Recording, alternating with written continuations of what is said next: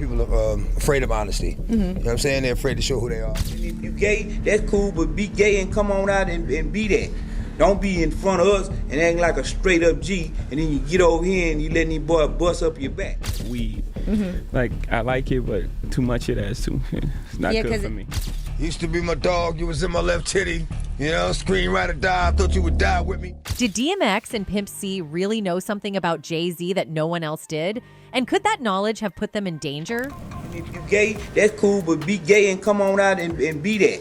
Don't be in front of us and act like a straight up G, and then you get over here and you let these boys bust up your back. These two hip-hop icons shared chilling insights about Jay-Z, hinting at secrets, betrayals, and a powerful grip on the industry that most of us know little about. People are afraid of honesty. You know what I'm saying? They're afraid to show who they are. Could it be that Jay-Z was a much darker force behind the scenes than he appeared? Pimp C's resurfaced comments even involve shocking implications about Beyonce, and it raises serious questions about her involvement in Jay's plans. Pimp, he used to be in the studio, and every now and then he'd have a camcorder, so he was able to get some footage. And he wanted to do something with the footage. The hip-hop industry has never been shy about power struggles and rivalries, but what DMX and Pimp C had to say about Jay-Z goes beyond the usual beef. In the late 90s and early 2000s, these rappers not only saw the inner workings of the industry, but lived it. Their insights reveal a side of Jay-Z that's far from the polished businessman we see today. For DMX, his career trajectory changed dramatically after his conflicts with Jay-Z, and for Pimp C, his close ties to Beyonce put him in a unique position to understand the influence Jay-Z had on her career and on the industry as a whole. So what exactly did these two icons reveal? Finish the album, shoot the video. What happened? Let's go on vacation and, you know, we don't know. What you mean you don't know? Ever since DMX's tragic passing in 2021, there's been a whirlwind of whispers, theories, and suspicions about what really happened, and Jay-Z's name just keeps coming up. The official report may say DMX died of organ failure, but not everyone's buying it. Some fans are convinced there's more to the story, maybe even that DMX was taken out because he was too much of a threat. And guess who's at the top of their list of suspects? Jay-Z himself. See, DMX was seen by many as the people's champ, raw, real, and street, compared to Jay's more polished corporate persona. And if DMX hadn't struggled with his own personal demons, some fans think he could have rivaled Jay-Z, not only in rap, but in the business world too. But things between them were tense from the start, like a rivalry that went way back to the 90s when their rap crews were battling for who ran New York. Back in the day, DMX was tearing it up with the Rough Riders, while Jay was out here with Original Flavor, alongside his then friend and partner Dame Dash. According to Dame, the whole thing kicked off on 145th Street when the Rough Riders confronted them, challenging them to a rap battle. To avoid any street-level mess, Dame tried to move it somewhere more neutral. But of course, the Rough Riders didn't let that slide without throwing a few taunts. Next thing you know, DMX and Jay are up on pool tables, squaring off, ready to go bar for bar. Things got heated, so heated that someone even pulled a gun, setting the tone for what would become one of hip-hop's most legendary rivalries. But DMX shows up, and Jay's there, and we get at it on the pool tables. One of his artists pulls out a gun. All my artists, everybody start pulling out guns. Now, neither of them mentioned each other by name in their songs, but they didn't need to. Fans and the media knew the subliminals were flying. And while Jay might have had that smooth flow, DMX had grit, intensity, and that raw energy that people felt in their bones. He was seen as real, the guy who didn't just rap about the struggle, but actually lived it.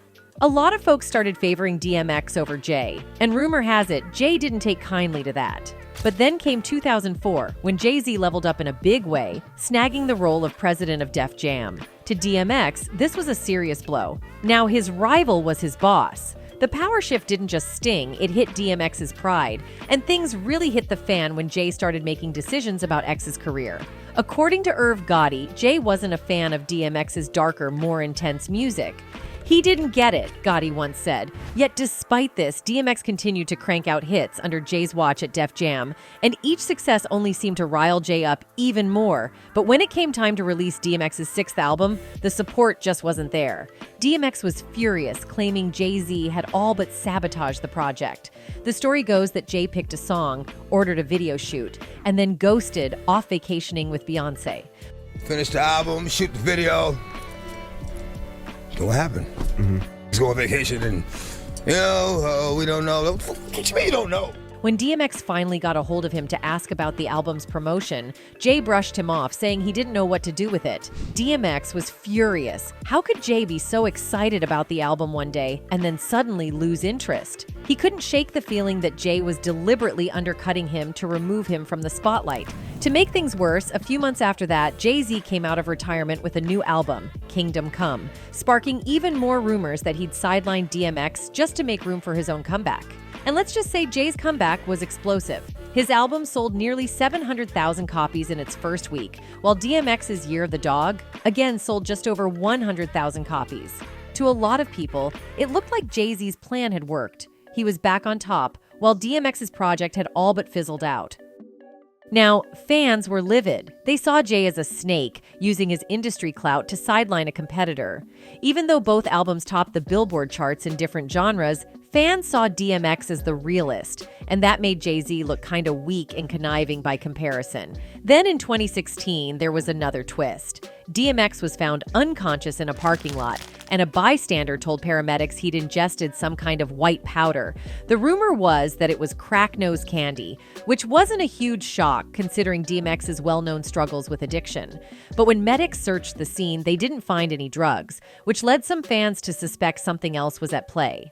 Maybe, they thought, this was a setup to paint DMX as a hopeless addict. Some went as far as to suggest that someone had tried to poison him, adding to the long list of theories that someone powerful was out to get him.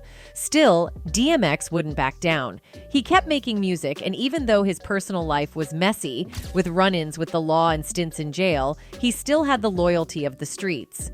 Jay-Z, meanwhile, was building a business empire, eventually becoming the first rapper billionaire. But for those who loved hip-hop, DMX was the one who kept it real. Jay-Z rapped about a hard-knock life, but DMX lived it.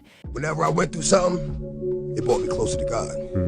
And I stayed into something. So now I'm closer to God. But being closer is hard, because the attacks get stronger. Years went by, and the rivalry between DMX and Jay-Z faded into hip-hop history. But in April 2021, when DMX died, the conspiracy theories sprang up again.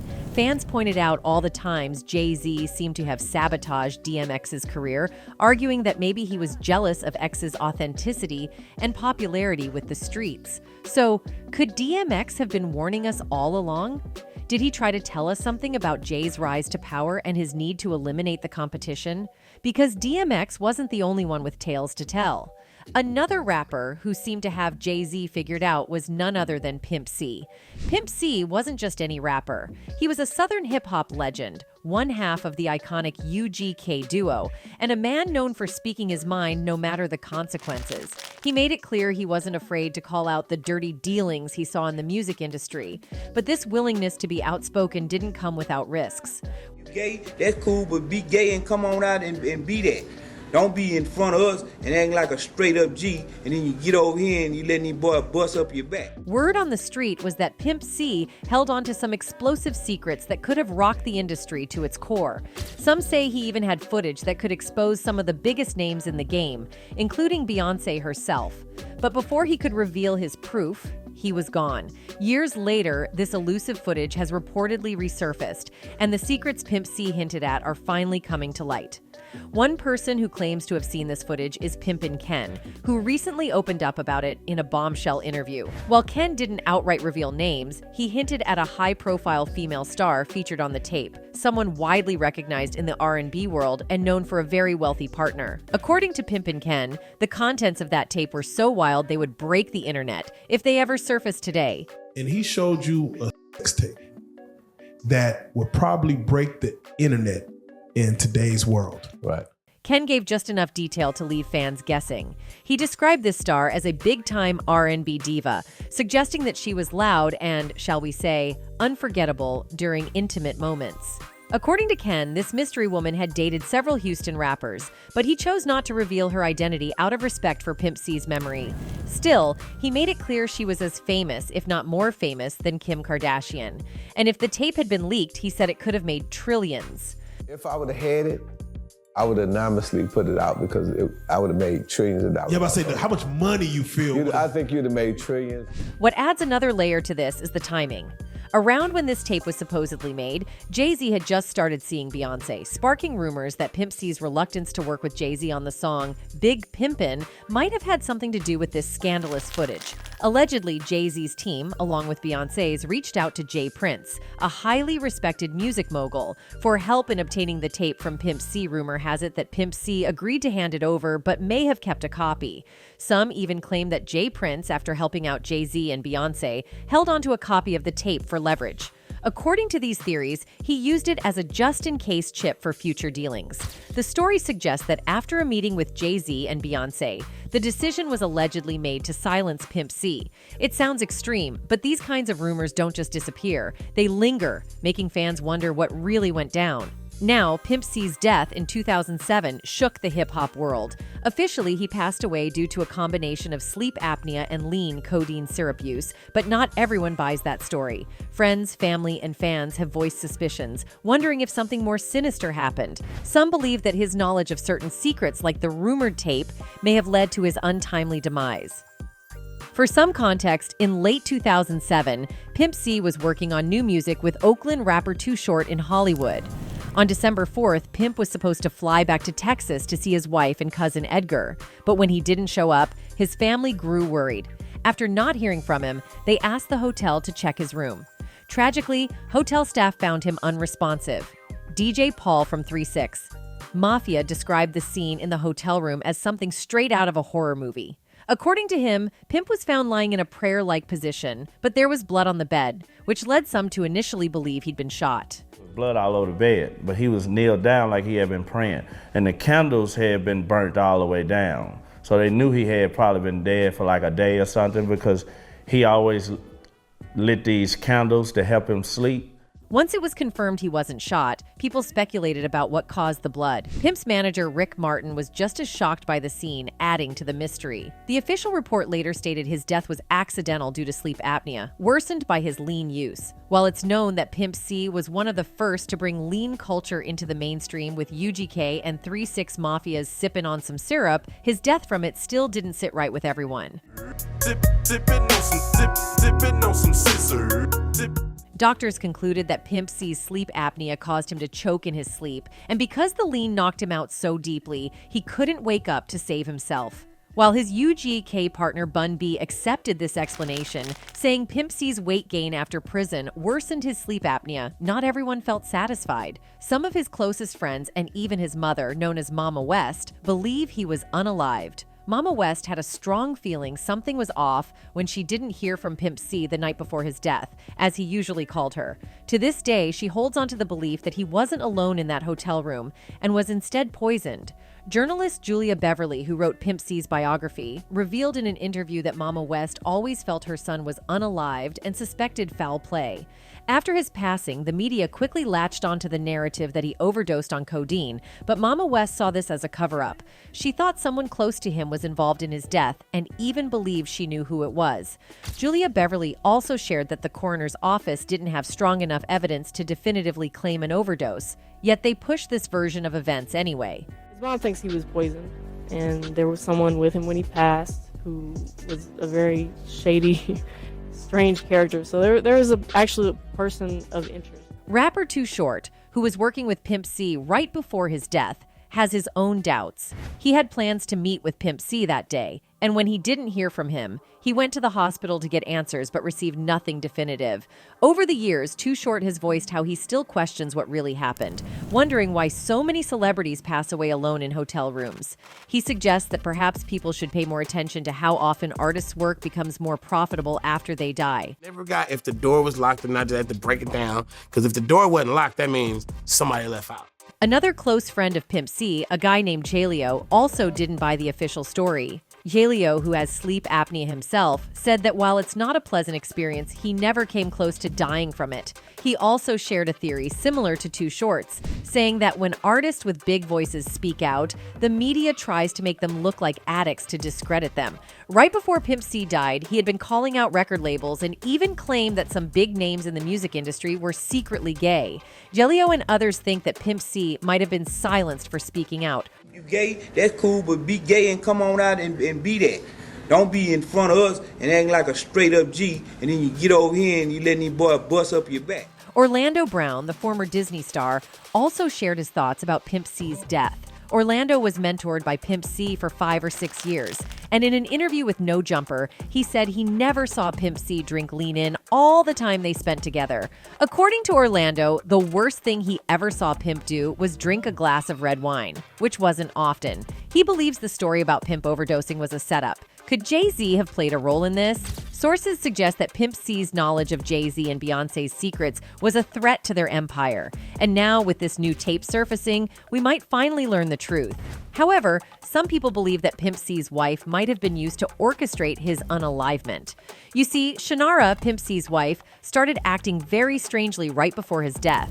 Edgar, Pimp C's close friend, was supposed to go with him to LA, as they always traveled together and had connecting rooms in case of an emergency. However, on this particular trip, Shannara told Pimp C that Edgar had to work and couldn't make it. But Edgar didn't actually have to work, and he had already told Shannara that he was planning to go. This raised red flags for Edgar, who immediately knew something was off. According to Edgar, Pimp C and Shannara had a big argument on the way to LA over a Bentley. Pimp wanted to use a car service to get to the airport, but Shannara insisted on driving the Bentley and leaving it in the airport parking lot. Pimp thought this was a bad idea, not wanting to leave such an expensive car in a public lot. Despite his concerns, Shannara made it a big issue, and they ended up taking the Bentley. Not only did they park it at the airport, but they also left it in a tow zone. Pimp later had to call Edgar, asking him to move the car. However, instead of letting Edgar handle it, Shannara decided to fly all the way back to Texas to move it herself, leaving Pimp alone in LA. I left to move the car. We were rushing, as usual. We're on trail time. If either Edgar or Shannara had been with Pimp in LA, he might still be alive. But because Pimp was left alone, his alleged unaliver had the chance to poison him and get away with it. This made Edgar suspicious about Shannara's involvement.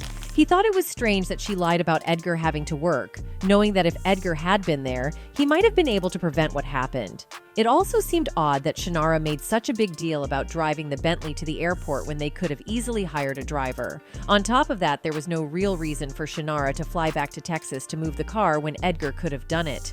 I know I should have parked there. So I was like, well, tomorrow we're going back. He was performing at House of Blues, and we were tired. The entire situation didn't add up and seemed very suspicious. After Pimp's death, Shannara also had a falling out with the rest of Pimp's family. She was put in control of his estate, handling his money and business matters. However, after about 9 years, one of Pimp's kids, Chad Jr., filed a lawsuit to have her removed from managing the estate, claiming she had mishandled the finances. The lawsuit alleged that bills were unpaid, expensive jewelry was missing, and Pimp C's former mansion in Port Arthur, Texas, was in foreclosure. Even the Bentley was repossessed because Shannara couldn't pay the $2,800 monthly payment. Shannara argued that she had invested her own money to keep Pimp C's name alive, but without him around to make music and perform, the money was tight. However, lawyers presented evidence showing that she spent $150,000 between 2011 and 2013 and another $80,000 over the next 2 years. That money was supposed to go to all of Pimp's family members, not just her, but none of Pimp's kids ever saw any of it. Public records also revealed that Pimp's estate owed $7.2 million in back taxes and $5.1 million to former UGK manager Byron Hill. Additionally, the judge found that there was $150,000 worth of jewelry and other assets missing that Shannara couldn't explain. Pimp's son, Chad Jr., became especially upset when Shannara released 3 Pimp C albums after his death and was attending red carpet events. Shannara claimed she didn't see any money from the music and that all the revenue was spent on maintaining Pimp's brand, but the judge wasn't convinced by her story. Ultimately, Shannara was removed from managing the estate due to the way she had handled Pimp's money after his passing. Because of these questionable actions, some people believe that Shannara might have been part of a conspiracy to have Pimp C eliminated. But knowing Shannara, most fans are convinced that she didn't work alone. There had to be someone pulling the strings, and that someone was allegedly Jay-Z. Now, some people might brush off these stories as pure gossip, but if you've listened to Jaguar Wright, it might make you wonder who is the real Jay-Z. Jaguar Wright has made some serious allegations against the Encore rapper, claiming he had a dark side that included eliminating rappers he viewed as competition. In particular, she recently pointed fingers at Jay-Z for the tragic death of Harlem rapper Big L, suggesting jealousy played a part. Big L was a Harlem legend and one of the early influencers of New York hip-hop. Known for his lyrical talent and complex wordplay, he had a style that captured fans and critics alike. His skills were so impressive that many of his peers openly acknowledged his talent. Nas, for instance, once admitted Big L's performance at the Apollo Theater left him rattled, saying, "Big L scared me to death. I said, yo, there's no way I can compete if this is what I gotta go up against." With such talent, Big L was widely expected to be one of the greatest MCs to emerge from Harlem, even surpassing Jay-Z. When he signed with Columbia Records, his 1995 debut album was critically acclaimed, and he quickly became a well-known name in the underground scene. Some say he was even more popular than Jay-Z at the time, with street credibility and a devoted fan base. But in a tragic turn of events, Big L's life was cut short in a drive-by shooting when he was just 24. He was shot 9 times in both the face and chest and died shortly after the attack. The police launched an investigation, and 3 months later, they arrested Gerard Woodley, one of Big L's childhood friends, who allegedly thought Big L was out to get him. Whether Woodley was the actual shooter remains unclear, and he was eventually released due to lack of evidence. Years later, in 2016, Woodley himself was shot and unalived, leading some to speculate about connections to Big L's death years earlier. But according to Jaguar Wright, the real story is more sinister. She alleges that Jay-Z orchestrated Big L's death to clear his own path in the New York rap scene. Wright claimed in a viral video that she first encountered Jay-Z at a rap battle where Big L invited him to showcase his skills, an act of generosity since Big L was a bigger name at that time. In another video, Wright went as far as saying she'd welcome a lawsuit from Jay-Z just so she could testify and share everything she knew about his alleged involvement in Big L's untimely death. I'm gonna tell everybody about Big L, Sean. Big L? I would just rather do it on the stand, Sean. Jaguar Wright has also shared that she was romantically involved with Big L and that he had confided in her about Jay-Z, revealing secrets she's hinted she'll only disclose if Jay-Z decides to take her to court. She's implied that Jay-Z was the last person to see Big L alive, suggesting he might know more than he's ever let on. Wright also argues that Jay-Z's debut album, Reasonable Doubt, which dropped in 1996, wouldn't have gained the same attention if Big L had still been around, as he would have overshadowed it with his own music. According to Wright, Big L's death essentially paved the way for Jay-Z's career to skyrocket. She also made it personal, claiming Jay-Z once tried to date her, but that she chose Big L instead, describing him as the better person and greater talent. At any rate, the words of DMX and Pimp C have left us with more questions than answers. Were they seeing something sinister in Jay-Z's rise to power? Did their warnings fall on deaf ears because they were too controversial or too dangerous to acknowledge? As their words resurface, they paint a complex picture of an industry ruled by silent battles, betrayals, and power plays. Whether you believe in their warnings or not, DMX and Pimp C's insights about Jay-Z serve as a reminder of the forces at play behind the scenes in hip-hop, a world where loyalty, ambition, and survival are constantly at odds. Anyway, that's it for this video, folks. Bye.